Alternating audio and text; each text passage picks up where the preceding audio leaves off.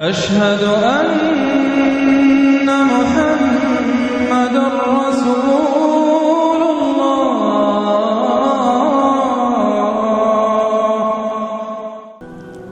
وإذ قال الله يا عيسى إني متوفيك ورافعك إلي ومطهرك من الذين كفروا وجاعل الذين اتبعوك فوق الذين كفروا إلى يوم القيامة. وقال عز وجل كما ورد في سورة النساء وقولهم إنا قتلنا المسيح عيسى ابن مريم وما قتلوه وما صلبوه ولكن شبه لهم وإن الذين اختلفوا فيه لفي شك منه ما لهم به من علم إلا اتباع الظن وما قتلوه يقينا. وقال عز وجل كما ورد في سورة المائدة وكنت عليهم شهيدا ما دمت فيهم فلما توفيتني كنت أنت الرقيب عليهم وأنت على كل شيء شهيد. وقال عز وجل كما ورد في سورة الزمر الله يتوفى الأنفس حين موتها والتي لم تمت في منامها فيمسك التي قضى عليها الموت ويرسل الأخرى إلى أجل مسمى. صدق الله العظيم. رب اشرح لي صدري ويسر لي أمري واحلل عقدة من لساني يفقهوا قولي. اللهم ربنا ألهمنا رشدنا وأعذنا من شرور أنفسنا. اللهم أرنا الحق حقا وارزقنا اتباعه وأرنا الباطل باطلا وارزقنا اجتنابه. آمین یا رب العالمین. آپ کے علم میں ہے کہ آج میں وفات مسیح کے موضوع پر گفتگو کروں گا. اس کے پس منظر کے ضمن میں چند باتیں آپ کو بتانا چاہتا ہوں. نمبر ایک تو یہ کہ جتنے بھی فتنے اٹھے ہیں امت میں اور جو اب بھی اٹھ رہے ہیں وہ سلسلہ ختم ہونے والا تو نہیں ہے. ثلاثون دجالون کذابون چلتا رہے گا قیامت تک.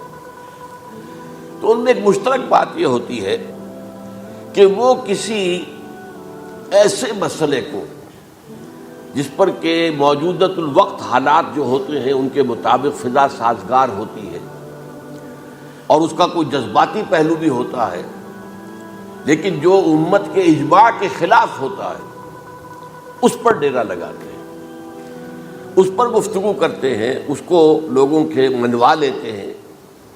اس کا نتیجہ کیا ہوتا ہے کہ چونکہ وہ چیز مجمع علیہ ہوتی ہے, امت کا اجماع ہے 1400 برس, اب اگر اس شے کو انہوں نے غلط ثابت کر دیا اپنے زوم میں اور عام لوگوں سے کہ جو صاحب علم نہیں ہے, کہ جو نہیں سمجھ سکتے بات کو, اس سے منوا لیا, اس کا مطلب ہے کہ اب اس شخص کے معتقد ہو گئے اور اسلاف سے منحرف ہو گئے کہ یہ تو بے وقوف سے سب لوگ, یہ سارے ہمارے علماء, یہ سارے محدثین, یہ سارے مفسرین, یہ سب بے وقوف تھے, یہ بات بھی نہیں کر سکے. یہ ہے وہ شخص, یہ مجدد وقت ہے جس نے یہ بات کہی. اس کی ایک مثال یہ ہے وفات مسیح کا معاملہ. اس کی ایک مثال میں آپ کو دیتا ہوں, ایک دوسرا فطرہ, وہ بھی غلام احمد کے نام سے شروع ہوا. غلام احمد پرویز وہ یتیم پوتے کی وراثت کا مسئلہ لے کر کھڑا ہو گیا. جیسے یہ غلام احمد قادیانی وفات مسیح کا کیسے ہو سکتا ہے کہ ہمارے نبی جو ہے وہ تو فوت ہو کر زیر زمین دفن ہو گئے اور یہ عیسیٰ جو ہے یہ آسمان پر اٹھا لیے, کیسے ممکن ہے؟ اب ظاہر بات ہے عام آدمی جو ہے مسلمان جس کی حضور سے محبت ہے, حضور کے دل میں تعظیم ہے, عظمت ہے, عقیدت ہے, وہ اس جال میں پھنس جائے گا. پھر وہ اپنے دلائل کے ساتھ اس کو جو ہے وہ, اور چونکہ ماحول بھی جو میں سب عرض کروں گا کہ اس کے موافق ہو جاتا ہے اس وقت.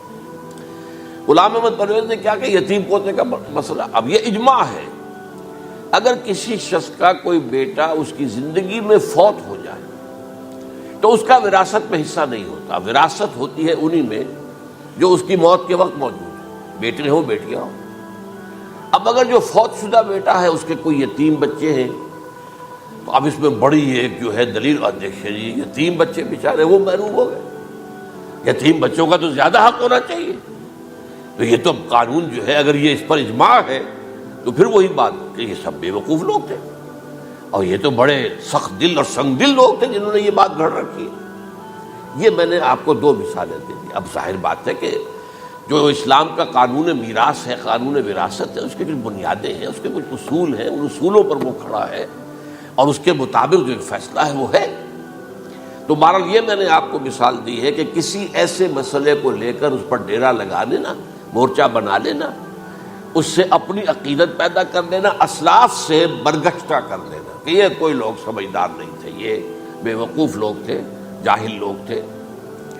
اچھا، اب اسی پس منظر میں سمجھیے کہ 19ویں صدی کے اواخر میں کیا صورتحال ہندوستان میں ہو گئی تھی۔ انگریز آ گیا تھا اور 1857 کے بعد اس کی براہ راست حکومت قائم ہو گئی تھی۔ اس سے پہلے 1757 سے 1857 تک جو بھی حکومت تھی، ایک تو پورے ہندوستان پر نہیں تھی، لیکن یہ کہ جو بھی تھی وہ ایسٹ انڈیا کمپنی کی تھی، تاج برطانیہ کی نہیں تھی۔ 1857 کے بعد حکومت قائم ہو گئی۔ اب ظاہر بات ہے کہ جب انگریزوں نے فتح کیا ہمیں تو ہم پر روب طاری ہوا کہ نہیں۔ پھر جو زندہ قومیں ہوتی ہیں ان میں کچھ اچھے اوصاف ہوتے ہیں، ان کے اندر فرض شناسی ہے، ان میں دیانت داری ہے۔ انگریز ڈپٹی کمشنر تھا، 9 بجے کا وقت ہے تو ٹھیک 9 بجے دفتر میں موجود ہوگا۔ ہمارے لوگ جو آ رہے ہیں لیٹ آرام سے، لیکن یہ ہے کہ ان کی یہ چیزیں جو ہوتی تھی، پھر بات اگر کی ہے تو اس کو پورا کیا ہے، تو اس حوالے سے ان کا رعب ہوتا ہے۔ اسی طور پر اس زمانے میں ایک صورت یہ پیدا ہو گئی کہ نیوٹن کی فزکس آ گئی، اور معلوم ہوا کہ یہ تو گویا کہ آسمان کی وحی سے بھی زیادہ معتبر ہے۔ سائنس سے جو بات ثابت ہو جائے بس وہ حق ہے، اور جو ثابت نہ ہو سکے وہ ایسے ہی ہیں، وہ تو گویا کہ اوہام ہیں، ان کی کوئی حیثیت نہیں۔ اب اس زمن میں کیا ہوا، اس وقت جو ہے سر سید احمد خان ایک شخصیت ابھری۔ انہوں نے جب دیکھا کہ اسلام کی بہت سی چیزیں جو ہیں وہ سائنٹیفک جو انداز فکر ہے اس میں فٹ نہیں بیٹھتی۔ یہ فرشتے کس بلا کا نام ہے، سائنس تو نہیں بتاتی ہمیں، لہذا انہوں نے کہا فرشتہ کوئی نہیں ہے، یہ فورسز آف دی نیچر کو فرشتہ کہہ دیا گیا۔ یہ جن کیا بلا ہوتے، کوئی جن ون نہیں ہے، وہ تو سائنس کی اس میں تو نہیں آتے، دکھائی نہیں دیتے، کوئی جن نہیں۔ یہ تو جو مشتعل مزاج کے لوگ ہوتے ہیں انسان، ان کو جن کہہ دیا گیا کہ وہ آگ سے پیدا ہوئے۔ جیسے ہم کہہ دیتے ہیں فلاں شخص غصے میں آگ بگولا ہو گیا، تو وہ آگ تھوڑی ہو جاتا، یہ تو استعارہ ہے۔ اس طرح یہ جو معجزات ہیں یہ کوئی شے نہیں، ان کی بھی فزیکل توجیحات۔ یہ حضرت موسیٰ جب پار ہوئے اپنی قوم کو لے کر سمندر کے، تو یہ کوئی معجزہ نہیں تھا، یہ کوئی حضرت موسیٰ کی ضرب کی وجہ سے پھٹا نہیں تھا سمندر، بلکہ وہ تو مد و جزر کا معاملہ تھا۔ جس وقت سمندر اترا ہوا تھا، جزر میں تھا، تو موسیٰ اپنی قوم کو لے کر گزر گئے۔ جب فرعون آیا اپنے لشکر کے ساتھ تو سمندر مد پر آ گیا، چڑھ آیا، لہذا وہ ہلاک ہوئے۔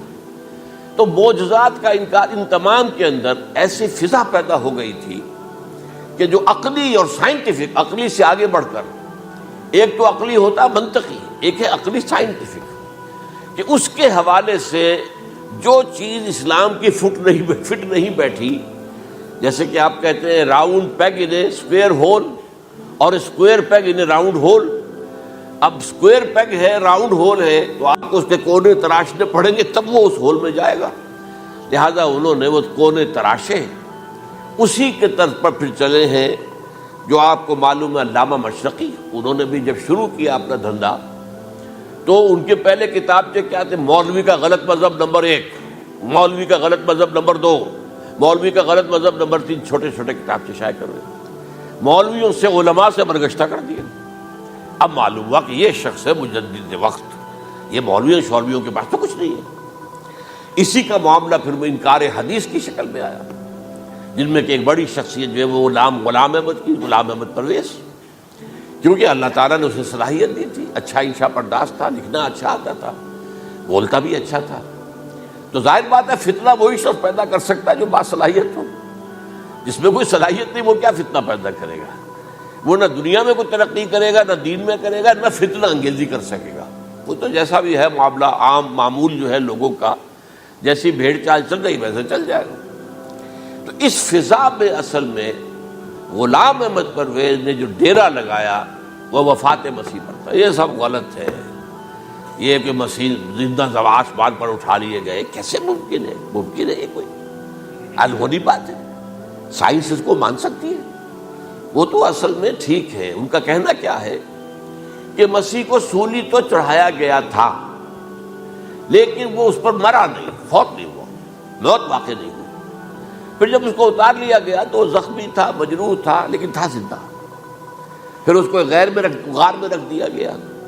پھر اس کے جو معتقدین تھے انہوں نے اس کی مرہم پٹی کی، اس کا علاج کیا، پھر وہ ٹھیک ٹھاک ہو کر پھر وہ وہاں سے چلا گیا، وہاں چھوڑ گیا اپنے اس شہر کو، یروشلم کو، اور اس ملک کو، فلسطین کو، اور پھر وہ آ گیا کشمیر میں، اور کشمیر میں وہ فوت ہوا۔ اس کی قبر موجود ہے، کسی قبر کی کوئی پرانی بوسیدہ قبر کا نام جو لیا، فلاں قبر جو ہے وہ عیسیٰ ابن مریم کی ہے۔ یہ ہے سارا معاملہ۔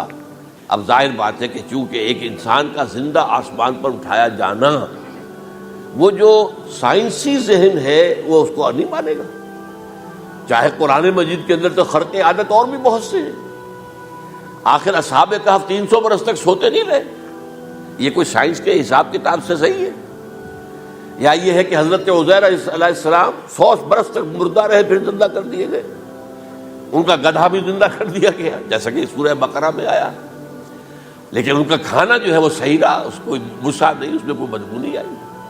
تو واقعات ہوتے ہیں ایسے، اللہ تعالیٰ جو چاہے کرے، خرق عادت ٹھیک ہے۔ فطری قانون جو بھی ہے، جو لاز آف دی نیچر اللہ نے بنائے ہیں اور اس کے مطابق ہی دنیا چل رہی ہے، لیکن اللہ تعالیٰ کے ہاتھ ٹوٹ نہیں گئے، بند نہیں ہو گئے، اختیار ختم نہیں ہو گیا۔ میں کیا کروں؟ میں تو قانون بنا بیٹھا، اب تو میں کچھ نہیں کر سکتا۔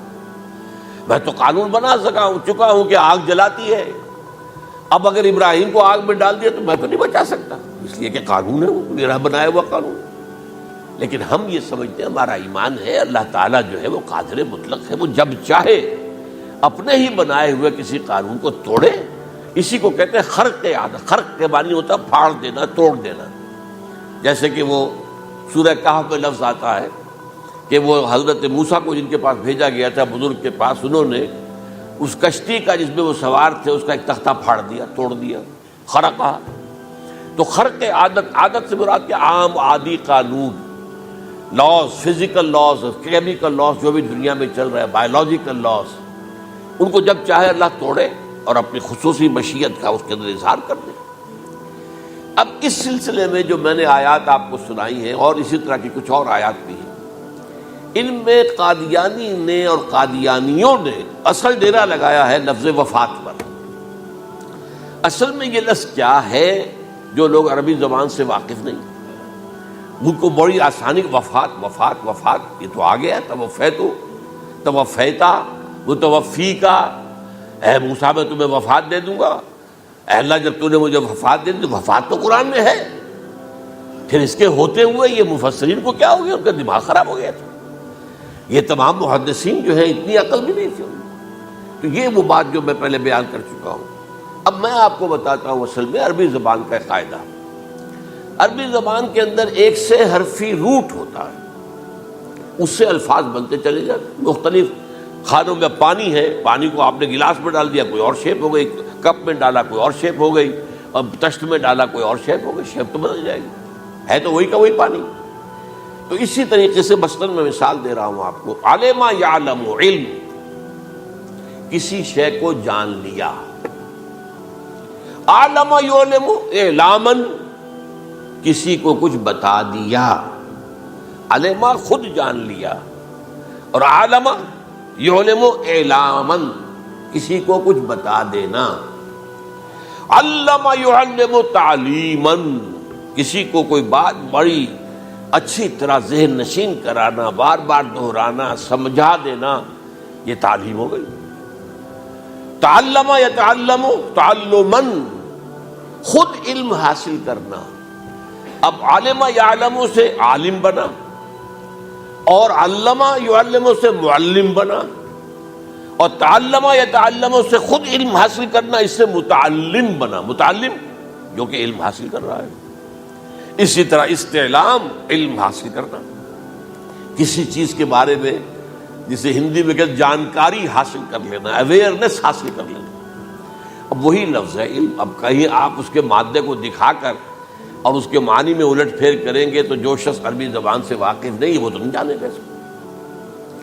اسی طرح کی مثال ہے وفا، وفا یفی، وقا یقی، وفا یفی، اوفا یوفی ایفاءً، وفا یوفی توفیتاً، توفا یتوفا تعفن، اور استیفاء۔ یہ اسی طریقے سے میں نے مثال آپ کو دے دی۔ وفا یفی کے مادے سے اس مصدر سے کوئی لفظ قرآن میں نہیں آیا، لیکن اردو میں آپ کو معلوم ہے نا بڑا پیارا مصرع ہے، وہ وعدہ ہی کیا جو وفا ہو گیا۔ بھئی وعدہ وفا کرو، وعدہ پورا کرو، اس کے معنی ہے پورا کر دینا، کسی کو کوئی چیز پوری دے دینا۔ اور اس کے بعد اوفا یوفی، اس کے معنی بھی وہی ہے، بھرپور۔ اس سے بنے گا اوفو بعہدی اوف بعہدکم، یہ جو سورہ بقرہ کے 5ویں رکوع میں آیا ہے، یہودیوں تم میرے عہد کو پورا کرو تو میں تمہارے عہد کو پورا کروں گا، تم میرے عہد کو پورا کرو۔ میں نے تم سے عہد لیا تھا کہ جو رسول نبی امی آئیں گے، نبی رسول امی، اس کو تمہیں ماننا ہے، اس کا ساتھ دینا ہے۔ اوفو بعہدی، اب اس عہد کو پورا کرو۔ اوف بعہدکم، تو میں تمہارے ساتھ برکات خیرات جیسی پہلے رہی ہیں ابھی باقی رکھوں گا۔ وفا یوفی، پورے اہتمام سے پورا کر دینا، کسی کو دے دینا چیز پورے اہتمام کے ساتھ، جیسے علمہ یعلم، پورے اہتمام کے ساتھ درجہ بدرجہ ایک بات ذہن نشین کرنا۔ یوفی، اس کا جیسے وَإِبْرَاهِيمَ الَّذِي وَفَّى، ذرا اس ابراہیم کا تذکرہ کرو جس نے سارے تقاضے جو اللہ کے تھے پورے کر دیے، بھرپور۔ جو امتحان آیا اس میں وہ ثابت قدم نکلے۔ توفا یا توفا، یہ آیا کسی شے کو پورا پورا لے لینا۔ اب ایک ہے پورا پورا دے دینا، ایک ہے پورا پورا لے لینا، ایک ہے کسی کو علم دینا، علمہ یعلم تعلیماً، کسی کو پورا دینا، وفا یوفی توفیتاً، کسی سے علم حاصل کرنا، تعلم یتعلم تعلماً، کسی سے پورا پورا لے لینا ہے، توفا یتوفی، اور اسی طرح استیفاء، کسی سے پورا لے لینا۔ یہ لفظ آیا ہے ویل للمطففین الذین اذا اکتالوا علی الناس یستوفون واذا کالوہم ووزنوہم یخسرون۔ ہلاکت و بربادی ہے ان ڈنڈی مارنے والوں کے لیے جو جب تول کر لیتے ہیں تو پورا لیتے ہیں، اور جب دیتے ہیں تو اس میں کمی کر دیتے ہیں، ڈنڈی مار جاتے ہیں۔ الا یظن اولئک انہم مبعوثون، کیا انہیں یاد نہیں رہا ہے کہ یہ دوبارہ اٹھائے جائیں گے، اللہ کے سامنے کھڑے ہوں گے، حساب ہوگا پورا پورا، پیسے پیسے کا۔ تو یہ میں نے آپ کو اس گردان سے بتا دیا کہ ایک ہی لفظ جو ہے وہ کتنے معنی دے رہا ہے۔ مادہ ایک ہے، وفا یوفی پورا کر دینا، اوفا یوفی پورا کر دینا، لیکن توفا یتوفی پورا لے لینا، استیفاء پورا لینا، اذا اکتالوا علی الناس یستوفون واذا کالوہم ووزنوہم یخسرون۔ اب دیکھیے اس میں قرآن مجید جو ہے اس کے ضمن میں سب سے جو فیصلہ کن آیت ہے وہ سورہ زمر کی ہے، اور یہ جو میں نے پچھلی مرتبہ بھی آپ سے کہا تھا، لا یاتیہ الباطل من بین یدیہ ولا من خلفہ، قرآن پر باطل حملہ آور ہو ہی نہیں سکتا، نہ سامنے سے نہ پیچھے سے۔ اب دیکھیے یہ ساری آیتیں جن میں حضرت مسیح کا ذکر ہے اور وفات کا لفظ جو ہے مختلف صورتوں میں استعمال ہوا ہے، اس میں سورہ زمر جو کہ مکی صورت ہے اس میں ہے وہ کانٹے دار آیت جس سے مسئلہ حل ہوتا ہے۔ وہ کیا ہے؟ وہ میں نے آپ کو سنائی ہے، اللہ یتوفی الانفس حین موتہا، اللہ قبض کر لیتا ہے، لے لیتا ہے نفس کو اس کی موت کے وقت، واللتی لم تمت فی منامہا، اور جس کے مرنے کا وقت نہیں آیا، مرا نہیں ہے، اس کی نیند میں لے لیتا ہے۔ فیمسک التی قطع علیہ الموت، تو جس پر موت کا فیصلہ ہو چکا ہے اس کو تو روکے رکھا ہے، موت کے وقت لیا اور روکے رکھا۔ اور ویرسل اخرى الی اجل مسمى، اور جو دوسرے ہیں جن کی موت کا وقت نہیں آیا ان کو مؤخر کر دیتا ہے، واپس کر دیتا ہے، لوٹا دیتا ہے۔ اب سوال یہ، نیند میں کیا چیز اللہ لیتا ہے؟ کیا جان لیتا ہے؟ ظاہر بات ہے نہیں، شعور نہیں چلا گیا۔ ایک ہے انسان کا شعور، وہی تو سب سے اعلیٰ شے ہے، سب سے اونچی چیز تو وہی ہے۔ یہ شعور ختم ہو گیا تو انسان کہاں رہا؟ اس کے نیچے جو کچھ ہے وہ تحت شعور ہے، سب کانشیس مائنڈ۔ تو خواب واب جو ہوتے ہیں وہ سب کانشیس مائنڈ کے ہوتے ہیں، وہ کانشیس مائنڈ کے تو نہیں ہوتے۔ جو کانشیسنس ہے، شعور جو ہے، اور خاص طور پر خود شعوری، وہ نیند میں اللہ سلب کر لیتا ہے۔ تو محض شعور کے لیے بھی وفات کا لفظ آ گیا۔ ابھی تو جان یہی ہے، جو سویا ہوا ہے وہ مرا تو نہیں ہے، زندہ ہے۔ البتہ جب جس کو ہم موت کہتے ہیں وقت آیا تو شعور بھی لے لیا، جان بھی لے لی، دو چیزیں لے لی۔ حضرت عیسیٰ پر پورا اطلاق ہوا، مجسم عیسیٰ کو لے لیا، شعور بھی لے لیا، جان بھی لے لی اور بدن بھی لے لیا۔ تو گویا کہ لفظ توفا کا کامل اطلاق تو صرف عیسیٰ پر ہو رہا ہے۔ ہم جب مرتے ہیں تو ہمارا جسم تو یہی رہتا ہے، وہ تو گیا قبر میں، پورا قبض نہیں کیا اس نے، پوری شے کو اپنے قبضے میں نہیں لیا، جسم تو یہی ہے۔ لیکن یہ کہ موت کے اندر ظاہر بات ہے کہ جان گئی، اور جان ہی اصل چیز ہے۔ جب جان نکل گئی تو یہ کیا ہے؟ یہ تو یوں سمجھیے کہ اب ایسی چیزیں جلدی سے قبر میں دبا دو ورنہ یہ سڑے گی، گل جائے گی۔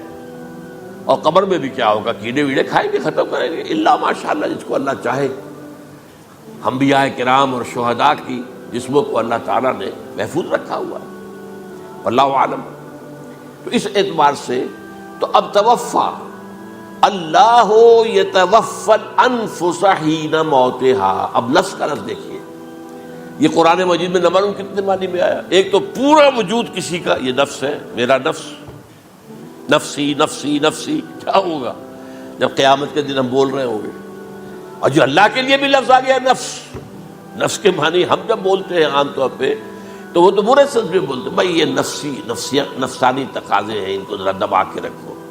لیکن یہ نفس، یحذرکم اللہ نفسہ، اللہ تمہیں ڈراتا ہے اپنے آپ سے، یعنی اللہ اپنی ذات سے ڈراتا ہے کہ وہ جہاں رؤوف اور رحیم ہے وہاں پر وہ عذاب دینے والا بھی ہے، انتقام بھی لیتا ہے، شدید العقاب بھی ہے۔ تو یہ بھی ہو گیا نفس۔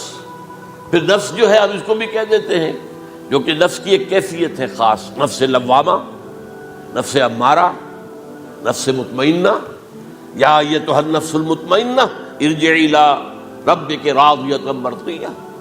تو یہاں پر کیا ہے؟ نفس سے مراد پہلا جو ٹکڑا ہے، اللہ یتوفی الانفس حین موتہا، شعور جو ہے اس پر لفظ نفس کا اطلاق ہوا۔ اور جب موت ہوتی ہے تو شعور کے ساتھ جان بھی اس کے اندر شامل، وہ نفس کا اطلاق ہو گیا اس پر۔ اور اصل میں لفظ توفا جو ہے اس کا حقیقی مفہوم اگر پورا ہوا ہے اس معنی میں کہ پورا کا پورا لے لینا، تو وہ تو صرف حضرت مسیح علیہ السلام کے بارے میں ہے۔ شعور جمع جان جمع جسم، وہ سب کے سب اللہ تعالیٰ نے لے لی۔ تو یہ اصل میں اس آیت کے اوپر جو ان لوگوں نے زور لگایا ہے، اس میں اس اعتبار سے کہ یہ لفظ وفات جو ہے اس کے اوپر جو ہے عام طور پر وفات کے معنی ہے موت ہے، حالانکہ قرآن مجید میں موت کا لفظ بھی تو آیا ہے نا، ان موتہا واللتی لم تمت، یہ سارے الفاظ موت کا لفظ بھی تو آتا ہے نا۔ لیکن یہ کہ وفات کا لفظ بھی ہے، کوئی شک نہیں ہے، حضور کی وفات ہو گئی، فلاں کی وفات ہو گئی، یہ بھی ہے، لیکن یہ اس کا ایک استعمال ہے۔ وفا یفی، اوفا یوفی، وفا یوفی، توفا و یتوفی، استیفا یستعفی، یہ سارے الفاظ اسی سے وفا کے لفظ سے بن رہے ہیں۔ اب یہ کہ اس کے ضمن میں عقلی بات آپ کے سامنے رکھنا چاہتا ہوں۔ یہ تو میں نے آپ کے سامنے اس لفظ کے حوالے سے، کیونکہ سارا ڈیرا اس لفظ پر ہے ان کا۔ دیکھیے پہلی بات عقلی طور پر یہ ہے جو قرآن سے ثابت ہے، رسول کبھی قتل نہیں ہو سکتا اور رسول کبھی مغلوب نہیں ہو سکتا۔ اس میں فرق ہے نبی اور رسول کا، نبی قتل ہو سکتا ہے، رسول قتل نہیں ہو سکتا۔ اب یہ علیحدہ بحث ہے، نبی کون ہوتا ہے، رسول کون ہوتا ہے۔ اس میں جو اجماع ہے تمام امت کا وہ کیا ہے کہ رسول خاص ہے، نبی عام ہے۔ نبی بہت آئے ہیں، 1.25 لاکھ آئے ہیں بعض روایات کی روح سے، رسول بہت تھوڑے 313 آئے ہیں۔ قرآن مجید میں یوں سمجھیے کہ 20 کے قریب تو انبیاء کا ذکر ہے، اور 5 7 ہیں جو رسول ہیں. حضرت نوح رسول ہیں. آدم تو رسول نہیں تھے، نبی تو تھے. حضرت شیس رسول تو نہیں تھے، نبی تو تھے. حضرت ادریس رسول تو نہیں تھے، نبی تو تھے. نبی تو رسول جو ہیں پہلے وہ تو حضرت نوح ہے. تو اس طریقے حضرت جو ہود ہیں، پھر حضرت صالح ہے. اس حوالے سے نبی اور رسول کے فرق کو سمجھیے. تو قرآن کہتا ہے کتب اللہ لاغلبن انا ورسلی، اللہ نے طے کر دیا، لکھ دیا ہے میں اور میرے رسول غالب آ کر رہیں گے. رسول مغلوب نہیں ہو سکتا. نمبر 2، وَلَقَدْ سَبَقَتْ كَلِمَتُنَا لِعِبَادِنَا الْمُرْسَلِينَ أَنَّهُمْ هُمُ الْمَنْصُورُونَ وَأَنَّ جُنْدَنَا لَهُمُ الْغَالِبُونَ. یہ بات ہمارے طرف سے طے کی جا چکی ہے، پہلے سے طے ہو چکی ہے، پہلے سے معین قانون ہے اپنے ان رسولوں کے بارے میں جنہیں ہم نے بھیجا ہو. رسولوں کے، نبیوں کے بارے میں نہیں، کہ وہی منصور ہوں گے، ان کی مدد کی جائے گی لا محالہ. اور ہمارا جو لشکر ہوگا، یعنی رسول کے ساتھ جو لوگ ہوں گے، وہ اللہ کا لشکر ہے، وہ حزب اللہ ہے. وَأَنَّ جُنْدَنَا لَهُمُ الْغَالِبُونَ، لازماً وہ غالب ہو کر رہیں گے.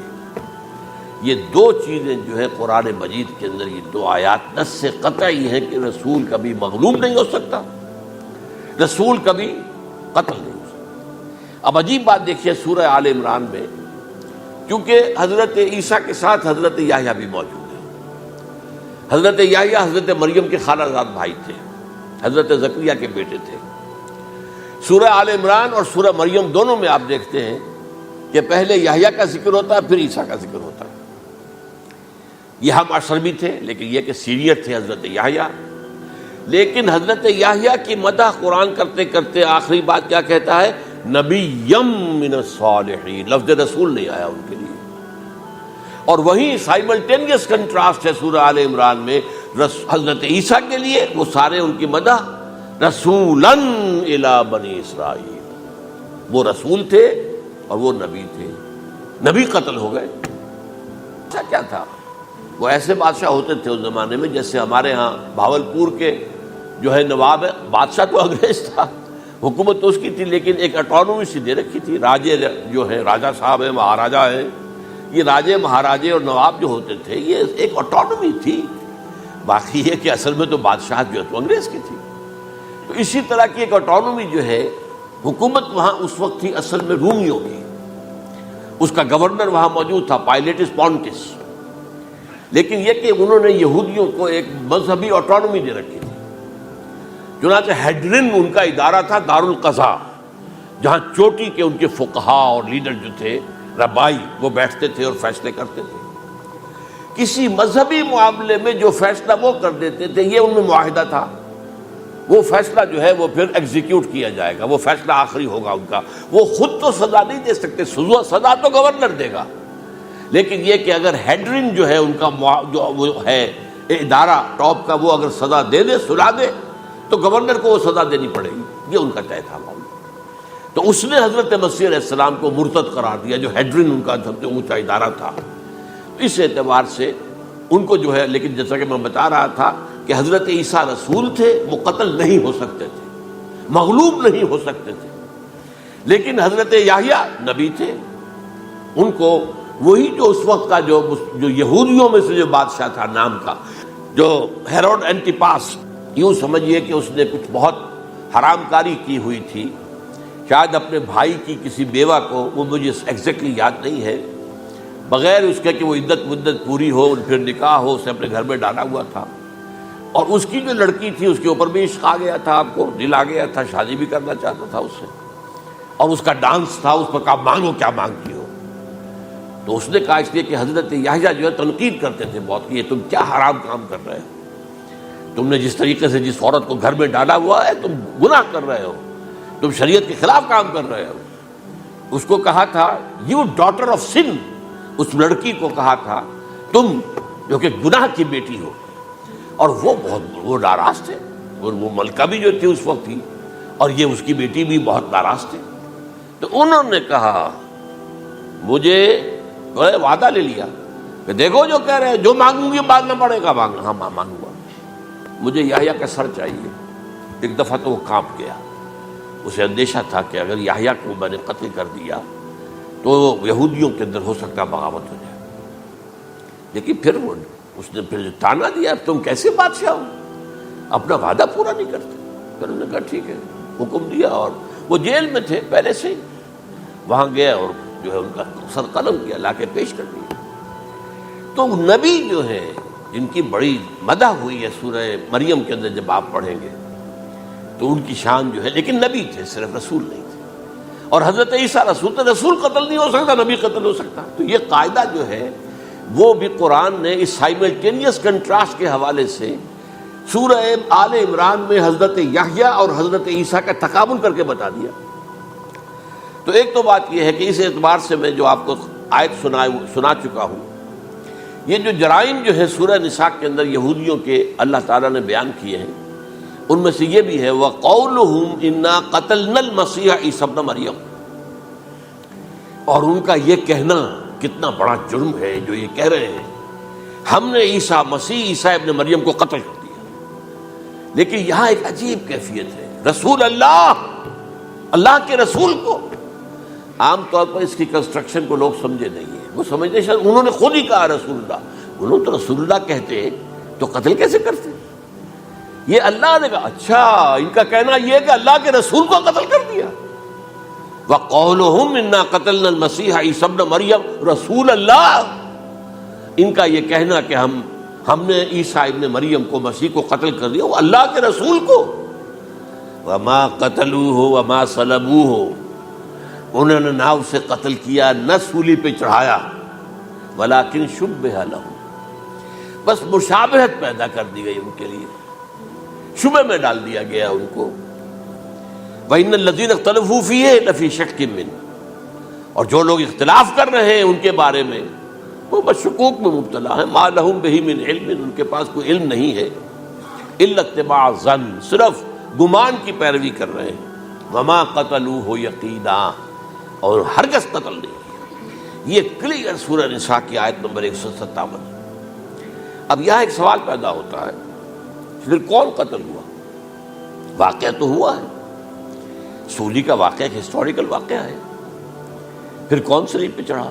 حضرت عیسیٰ تو صلیب پر نہیں چڑھ سکتے, اس لیے کہ صلیب کی موت کو سمجھا جاتا تھا بہت ذلت کی موت ہے, بہت حقارت کی موت ہے, بہت ملعون موت ہے. تو جب عیسیٰ مغلوب نہیں ہو سکتے تو صلیب پہ کیسے چڑھا دیے جائیں گے؟ قتل ہونا تو بعد میں ہوگا نا, پہلے تو آپ صلیب پر لٹکائیں گے اس کو نا, تب وہ جب مرے گا تو کہیں گے قتل بھی ہو گیا, ہم نے قتل کر دیا. صلیب کیا ہوتی تھی یہ معلوم ہے آپ کو؟ ایک لمبی لکڑی, ایک جو ہے ٹرانسفرس آ جائے گی اس کے اوپر, اور اس میں سے یہ ہے کہ اس کے دونوں, ایک شخص کے جو ہے دونوں ہاتھ وہ نیل کر دیے جاتے تھے, یہ جو اوپر جو ہے کراس کا جو نشان ہے وہ کیلیں ٹھوک کر لگا دیے گئے, اور پاؤں دونوں جو ہے وہ پیروں کے اندر کیلیں ٹھوک کر وہ اس لمبی لکڑی کے ساتھ جو نیچے سے آ رہی ہے اس میں لگا دیے.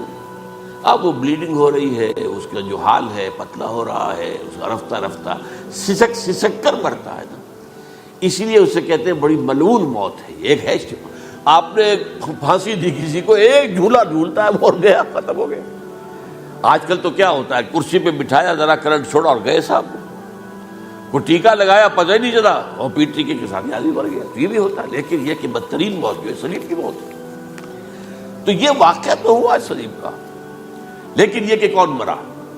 اب دیکھیے عیسائیوں کا کہنا کیا ہے, عیسیٰ صلیب پر چڑھے, وہاں فوت ہو گئے, مر گئے, پھر انہیں نکالا گیا, ایک قبر میں رکھ دیا گیا. لیکن قبر وہ جو تھی اس طرح نہیں تھی زمین میں کھودی ہوئی, بلکہ ایک پہاڑ کے اندر ایک چھوٹا سا کھو تھا, غار سی وہاں رکھ دیا گیا.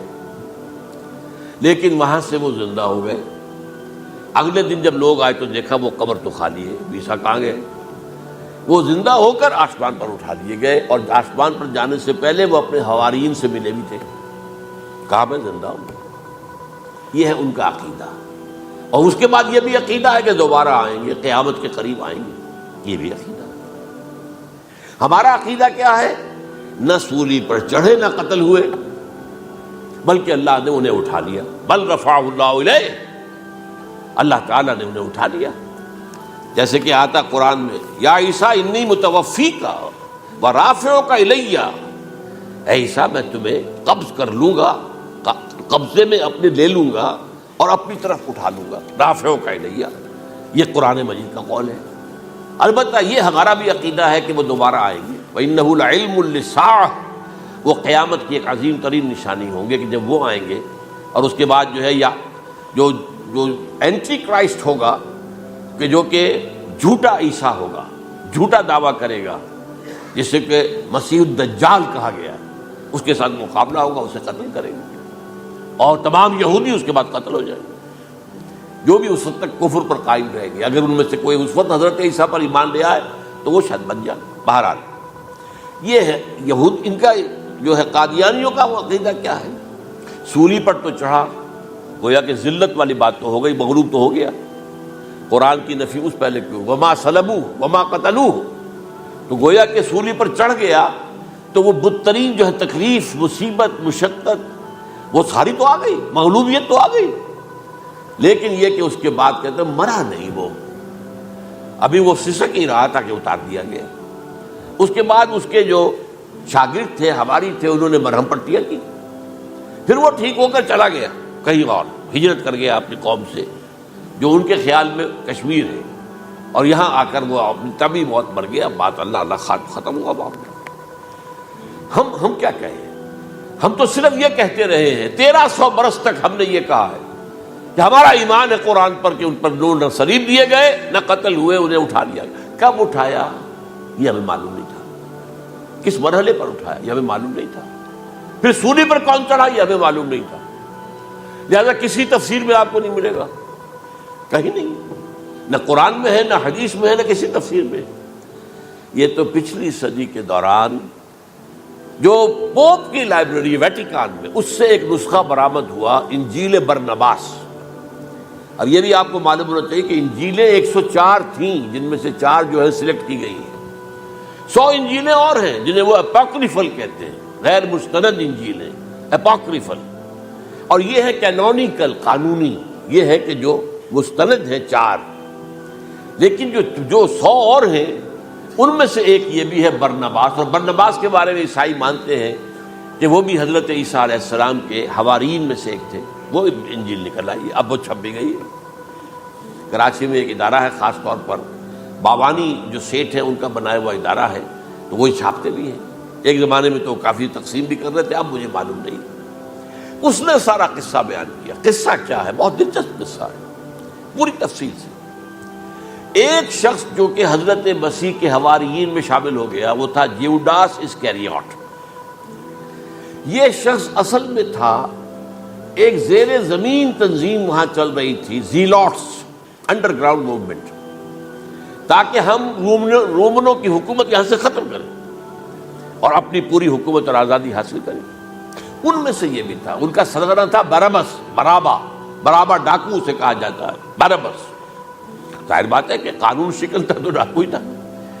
اچھا، ان میں سے یہ شخص جو ہے، اس نے جیوڈاس نے حضرت عیسیٰ کے معجزے دیکھے بہت، اور اتنا یقین ہو گیا اسے کہ یہ شخص جو ہے عیسیٰ، یہ ایک مرتبہ اگر رومیوں پر لعنت بھیج دے، کرس کر دے، تو رومی ختم ہو جائے۔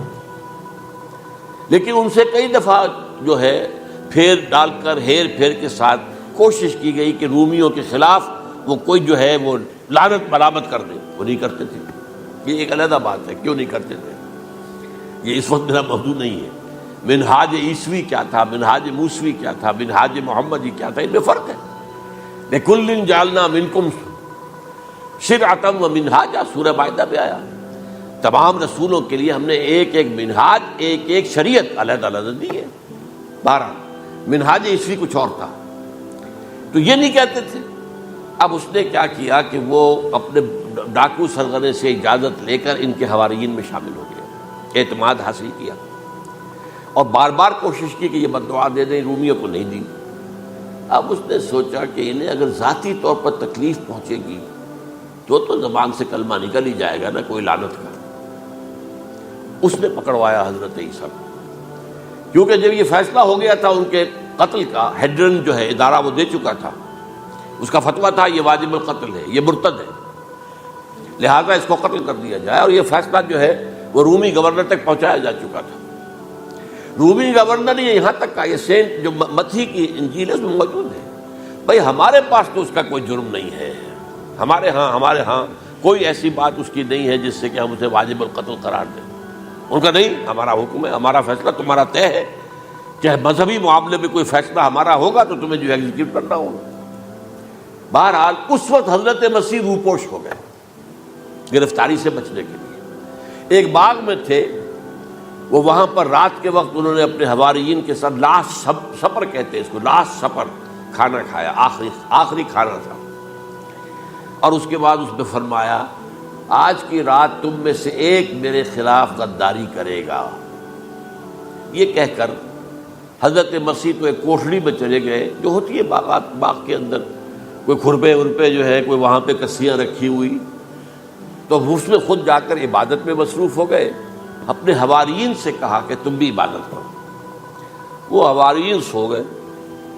اب یہ اسکریوٹ جو ہے یہ اٹھا، یہ گیا رومیوں سے جا کر کہا میں پہنچا دیتا ہوں عیسیٰ تک، پکڑوا دیتا ہوں، آؤ میرے ساتھ۔ 30 ان کے آدمی آئے، اس سے کہا باغ کے باہر کھڑے رہو تم، میں اندر جاؤں گا، تھوڑی دیر کے بعد تم آنا، جسے میں کہوں اے میرے استاد، پکڑ لینا اسی کو۔ یعنی رومنز کو معلوم نہیں تھا کہ یہ کون ہے عیسیٰ، لیکن یہ کہ یہ تو یہودیوں کو معلوم تھا نا سب کو۔ ہوا کیا کہ وہ جب اندر آیا ہے اور کوٹھڑی میں داخل ہوا، اسی وقت اس کی شکل بدل دی گئی حضرت مسیح کی، شبہ لہم، مشابہت پیدا کر دی گئی، شبیہ بدل دی گئی، اور چھت پھٹی، 4 فرشتے اترے اور حضرت مسیح کو لے کر آسمان پر چلے گئے۔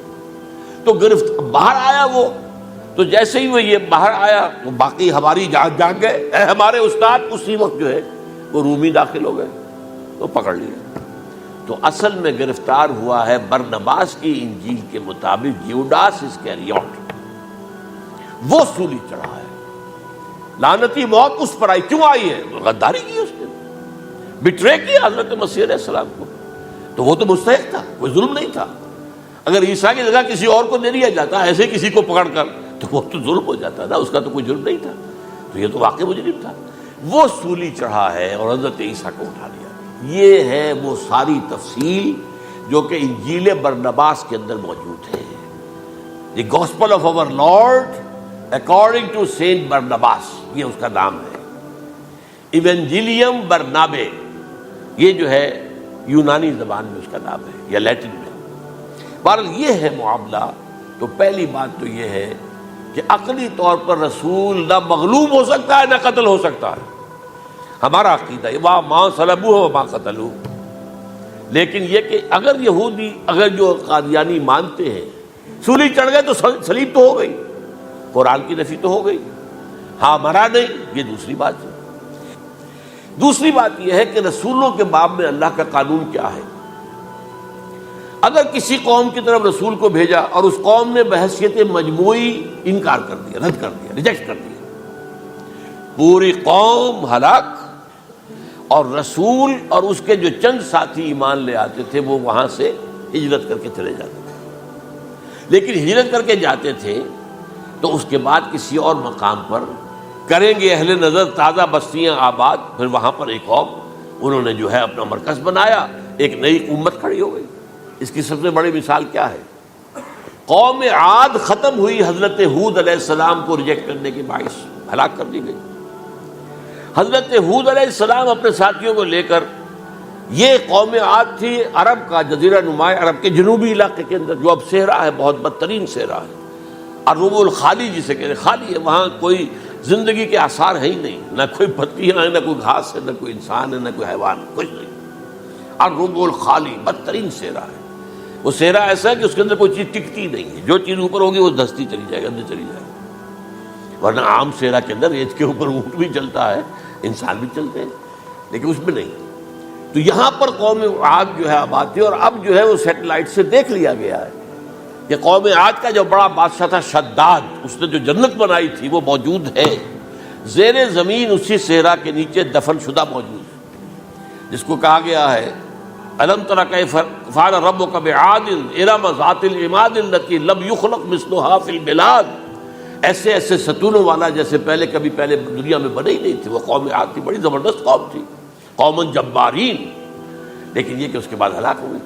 اب حضرت ہود اپنے مسلمان ساتھیوں کو لے کر نکل گئے، جزیرہ نما عرب کے مغربی کونے میں جا کر، شمال مغربی کونے میں آباد ہو گئے۔ وہاں ایک نئی قوم پیدا ہوئی، سمود۔ اب یہ اسلامی بستی بن گئی، لیکن اس کے اندر بھی پھر بعد میں زوال آیا، پھر وہاں نبی بھی آئے، لیکن اس کے بعد یہ کہ آخری رسول بھیجے گئے حضرت صالح، اور وہ بھی ہلاک ہوئے کیونکہ حضرت صالح کو انہوں نے رد کر دی۔ تو یہ میں نے مثال دی ہے آپ کو کہ رسول جو ہے وہ وہاں سے اگر ہجرت کرتا ہے تو ہجرت کر کے وہ یہ نہیں جان بچا کے جا کے گمنامی میں کہیں مر گیا، وہ تو جا کر اپنے ساتھیوں کو لے کر جائے گا، اور جا کر جو ہے وہاں پر جو ہے ایک نئی جگہ پر آباد ہوگا، ایک نئی تہذیب ابھرے گی۔ تو یہ تو نہیں ہوا، یہ گمنام ہو کر آ کر کشمیر میں مر گیا تو اس کی کیا حیثیت ہوئی؟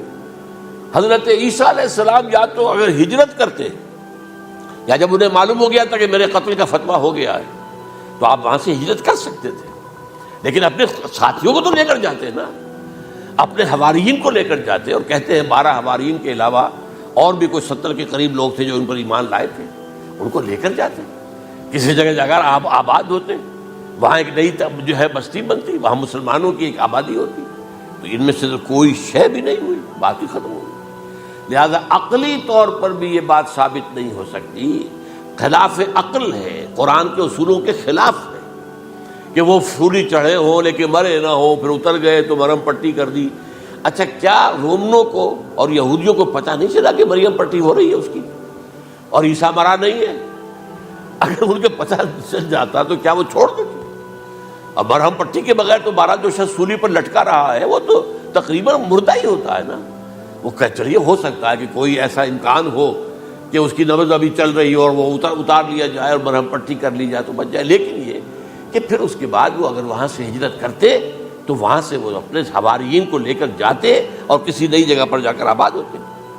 ان دونوں اعتبارات سے یہ بات ناقابل قبول ہے، ناقابل یقین ہے۔ لیکن اسی مسئلے کو لے کر انہوں نے، جو جیسا کہ میں نے بتایا تھا، وفات ہو گئی، کیسے ہو سکتا ہے ہمارے نبی جو سید المرسلین ہے وہ تو زیر زمین دفن ہو گئے اور یہ جو آسمان پر اٹھا لیے گئے، یہ کیسے ہو سکتا ہے؟ بس اس کے اوپر عام لوگ جو ہیں وہ متاثر ہوئے، اور خاص طور پر وہ سائنٹیفک مائنڈ جو بن گیا تھا، تو چونکہ سائنس کے اس خاکے کے اندر وہ بات فٹ نہیں بیٹھتی، لہذا ان لوگوں نے اس کو قبول کیا۔ اب یہ کہ یہ جو واحد استثناء ہوا ہے یہ کسی اور کے ساتھ نہیں ہوا۔ ویسے حضرت مسیح کی پوری شخصیت مستثنیٰ ہے، بن باپ کے تو کوئی اور رسول پیدا ہوا ہی نہیں، نہ نبی پیدا ہوا۔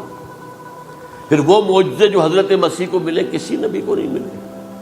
حضرت صالح کو ایک ہی معجزہ ملا تھا نا ایسا کہ لوگوں نے کہا کہ تم یہ اس چٹان میں سے ابھی ایک گابن اونٹنی برآمد کر کے دکھا دو، وہ دکھا دی گئی، پھر ہلاک کر دیے گئے۔ لیکن جو اور معجزے حضرت مسیح کو دکھائے ہیں وہ بچپن میں بولے ہیں، گود میں تھے یا پگھوڑے میں تھے، بولے ہیں انی عبد اللہ آتانی الکتاب وجعلنی نبیا۔ یہ بات نہ ہوتی تو حضرت مریم کا کیا حشر کرتی قوم کہ تمہاری بغیر شادی کے یہ کہاں سے لے آئی ہو تم، یہ تو ولد الزنا ہے۔ پھر تو یہ سارا معاملہ جو ہے حضرت عیسیٰ بولے ہیں وہاں پہ، خود وہ بچہ بولا۔ اب اس کے بعد بولنے کی لوگوں کے اندر کیا گنجائش تھی؟ زندہ کو مردہ کر دینا، ثم بإذن اللہ، مردہ زندہ ہو گیا۔ اور تخلیق حیات، ایک پرندہ بنانا گارے کا، پھونک مارنا اور اڑتا ہوا پرندہ بن جائے، ایک کوڑی کے جسم پر ہاتھ پھیرنا اور کوڑ ختم، ایک مادرزاد اندھے کی آنکھوں پر ہاتھ پھیرنا اور بینائی آ گئی۔ یہ سارے معجزات مستثنیٰ شخصیت، ان کا یہ استثناء کیوں کیا گیا؟ یہ بڑی تلخ بات ہے، یہ یاد کر لیجیے، کیونکہ یا تو قوم اسی وقت ہلاک کر دی جاتی جیسا کہ ہوا قوم نوح، قوم ہود، قوم عاد، قوم سمود، قوم شعیب، یہ ہوا کہ نہیں ہوا؟ اور سدوم اور عمورہ کی بستیاں جہاں حضرت لوط بھیجے گئے، اور آل فرعون جو ہلاک کیے گئے، یا تو پوری قوم ہلاک کی جاتی؟ نہیں، یہ یوں سمجھیے کہ اس پورے معاملے کو درمیان میں سے ایک وقفہ دے دیا گیا، حضرت عیسیٰ کو اٹھا لیا گیا، اور حضرت عیسیٰ دوبارہ آئیں گے۔ یہ کیوں کیا گیا؟ اب اس میں بڑی تلخ بات آپ سے کہہ رہا ہوں، یہ آپ کے لیے قبول کرنا آسان نہیں، حلق سے نیچے اٹھنے کی مشکل سے۔ اس قوم کو زندہ رکھا گیا ہے جو ملعون اور مغضوب علیہم قوم ہے۔ سب سورہ فاتحہ میں مفسرین لکھتے ہیں ضالین، یہ نصارہ ہیں، اور مغضوب علیہم یہ یہودی ہیں۔ اور قرآن کہتا ہے لعن الذین کفروا من اہل الکتاب علی لسان داؤد عیسی ابن مریم، لعنت کی گئی ایک ملعون اور مغضوب قوم کے ہاتھوں آخری امت محمد، اور اس کا بھی بہترین حصہ، اس پر عذاب ان کے ہاتھوں آئے گا، عربوں پر عذاب یہودیوں کے ہاتھوں، اس لیے ان کو بچایا گیا۔ یہ میں نے کئی دفعہ واقعہ سنایا، مولانا اصلاحی صاحب بتایا کرتے تھے، کیونکہ وہ راجپوت تھے، یو پی کے راجپوت مشرقی حصے کے، کہ ہمارے ہاں کوئی نوجوان اگر کوئی بڑی گری ہوئی حرکت کرتا تھا تو اس کے سر پر چمار کے ذریعے، چمار کے ہاتھوں جوتا لگوایا جاتا تھا۔ اگر راجپوت کے سر پر راجپوت کا جوتا گرا تو چلو تکلیف تو ہوئی، لیکن یہ کہ راجپوت کا جوتا گرا ہے نا، پڑا ہے، لیکن راجپوت کے سر پر چمار کا جوتا، جس کو آپ انگریزی میں کہتے ہیں to add insult to injury, وہ تکلیف بھی ہے جوتا کھانے کی اور انسلٹ ہے کہ ایک چمار مار رہا ہے۔ یہ امت سب سے خیر امت ہے، کنتم خیر امت اخرجت للناس۔ اس کے لیے عذاب بھی بدترین آئے گا، اور کن پر آئے گا؟ اس امت کا جو اصل نیوکلیس ہے عرب، جس کے بارے میں حضور کی حدیث موجود ہے ویل للعرب، عرب کے لیے بہت بڑی ہلاکت ہے۔ اور آج ہماری نظر میں آ رہا ہے وہ ملعون اور مغضوب علیہم قوم، ان کے سینے کے اندر خنجر کی طرح بھونکی گئی ہے، اور 30 کروڑ کے قریب عرب بے حمیتی، بے غیرتی، بزدلی، کمزوری، ذلت، مسکرت کی مثال بنے ہوئے۔ کوئی بول سکتا ہے اس اسرائیل کے خلاف؟ کوئی بول سکتا ہے؟ 30-35 لاکھ آدمی ہے اسرائیل کے اندر یہودی، اس سے زیادہ تو امریکہ میں 50 لاکھ کے قریب، کل 1.25 کروڑ آدمی ہے یہ یہودی پوری دنیا کے اندر۔ لیکن دیکھیے جو چاہتا کرتا ہے، جب چاہا اس نے عراق کے ایٹمک انسٹالیشن کو تباہ کر دیا، اور سعودی عرب کی فضا میں اس کو فیول کیا ہے انہوں نے، دوبارہ ری فیولنگ جو ہوئی ہے ان کے جہازوں کی، وہ سعودی عرب کی فضا میں ہوئی۔ یہ صورت جو ہے عربوں کے اوپر، اور اب جو آنا ہے آرمگیدان، کیونکہ پوری عیسائی دنیا یہودیوں کے قبضے میں ہے، اور یہ رومی ایک حدیث کی روح سے 80 علم لے کر حملہ آور ہوں گے تم پر، اور یہ ہوگا مڈل ایسٹ میں۔ آپ کو معلوم ہے پوری دنیا میں کہا جا رہا ہے 3rd ورلڈ وار جو ہونے والی ہے وہ مڈل ایسٹ میں ہوگی، اور میں ٹوائنبی کا قول آپ کو سنا چکا ہوں، 1950 کا قول ہے اس کا۔ یہ اس وقت تک تو سوال ہی پیدا نہیں ہوتا تھا، سارا تصادم جو ہو رہا تھا وہ ایک طرف روسی اور اس کے ساتھی تھے، روس اور اس کے ساتھی، دوسری طرف یہ مغربی یورپ اور امریکہ تھا۔ کوئی مسلمانوں اور عیسائیوں کی کسی جنگ کا تو کوئی امکان نظر ہی نہیں آتا تھا۔ لیکن ٹائنبی نے کہا ہے، جو سب سے بڑا فلاسفر آف ہسٹری ہے 20ویں صدی کا، کہ اب جو جنگ ہوگی بڑی، جو اس نیکسٹ سینچری کی، 21st سینچری کی، وہ در حقیقت کمیونزم کے درمیان اور کیپٹلزم کے درمیان نہیں ہوگی، بلکہ عیسائیوں اور مسلمانوں کے درمیان ہوگی۔ یہ میں اس کا حوالہ بھی پورا آپ کو دے چکا ہوں، یہ کہاں یہ بات کہی۔ تو یہ ہے، یہ بات جان لیجیے، اور مڈل ایسٹ میں ہوگی، گریٹر اسرائیل بنے گا۔ حدیث میں خبریں، یہ سارے مسلمان ممالک تمہارے ہاتھ سے نکل جائیں گے مسلمانوں، یہ عراق اور اردن اور یہ اور وہ، یہاں تک کہ ترکی، سعودی عرب کا بھی شمالی حصہ نکل جائے گا۔ البتہ مدینے کا جو ان کا پروگرام ہے اس کو اللہ نہیں پورا ہونے دے گا، مدینے میں داخلے کی ان کو اجازت نہیں ملے گی۔ بہرحال یہ سارا کچھ ہونے والا ہے۔ وہ وقت بھی آنے والا ہے کہ حضور کی ایک حدیث کے مطابق ایک شخص کے 1000 بیٹے ہوں گے تو 999 ختم ہو جائیں گے، ایک بچے گا۔ یہ وقت بھی آنے والا ہے کہ حضور فرماتے ہیں اتنی بڑی جنگ ہوگی، اتنی خوریزی ہوگی کہ پوری زمین اٹ جائے گی لاشوں سے۔ تو پرندہ جو ہے، کوئی ایک تو پرندے ہوتے ہیں کہ جو مردار خور ہے، گدھ ہے، وہ تو بڑی خوشی سے اتریں گے، تناول فرمائیں گے لاشوں کو۔ اسی طریقے سے کوے ہیں، چیلے ہیں، لیکن جو نفاست پسند پرندے ہیں وہ لاش کے اوپر اترنا نہیں چاہتے۔